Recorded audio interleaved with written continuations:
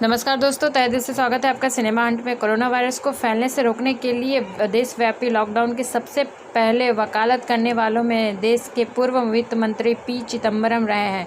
उन्होंने प्रधानमंत्री नरेंद्र मोदी की तरफ से 21 दिन के लॉकडाउन की घोषणा के बाद 10 सूत्रीय प्लान ट्वीट करते हुए सरकार से गरीब के हाथ में पैसा देने को कहा।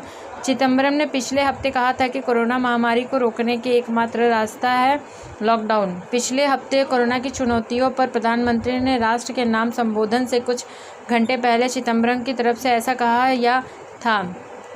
पीएम मोदी ने 21 दिन के लॉकडाउन की घोषणा के बाद चिदंबरम के उस भावुक भाषण पर ट्वीट किया, राहत देश मुक्त, फ्रस्ट्रेशन, दुखी, डर आदि। सरकार के आलोचकों के ने इस बात पर जिहर की है कि पीएम मोदी ने यह नहीं बताया कि गरीब लोग बिना काम के कैसे 3 हफ्ते से ज़्यादा समय तक गुजार बसर कर पाएंगे। बुधवार को चिदंबरम ने एक बार फिर से इस ट्वीट पर किया है कि ट्विटर पर बयान देते हुए कि कांग्रेस के वरिष्ठ नेता 10 सूत्री प्लान में चिदंबरम ने कोरोना के खिलाफ देशव्यापी लॉकडाउन को ऐतिहासिक मूवमेंट बताया है। सरकार के बड़े आलोचकों में से एक माने जाने चिदंबरम ने कहा कि 24 घंटे से पहले हुई ही बहस को पीछे छोड़ देना चाहिए और एक नई लड़ाई की शुरुआत के तौर पर देशव्यापी लॉकडाउन को देखा जाना चाहिए। यहाँ लोग सिपाही है और पीएम कमांडर है।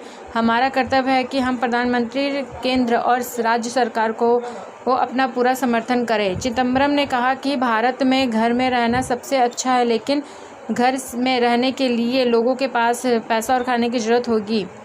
हमें अवसर न सिर्फ 21 दिन के लिए सोचना और प्लान करना चाहिए, बल्कि उसके अगले कुछ हफ्ते की भी योजना सोचनी चाहिए। उन्होंने उसके लिए सरकार को फौरन राहत की घोषणा करने का प्लान सुझाया। चिदंबरम ने पैकेज के ऐलान के लिए सरकार से प्रधानमंत्री की किसानों के लिए योजना के तहत किसानों को दुगना भुगतान 12,000 रुपये करके, ग्रामीण रोजगार गारंटी योजना के तहत इनमें एनरोल करने को 3,000 रुपये, सभी जनधन खातों में 6,000 रुपये, सभी राशन कार्ड धारकों के घरों में 10 किलो चावल और गेहूं की डिलीवरी करने के साथ ही सभी कर्मचारियों के खाते में वेतन देने और उसे सरकार की ओर से रियम्बर्स होना चाहिए।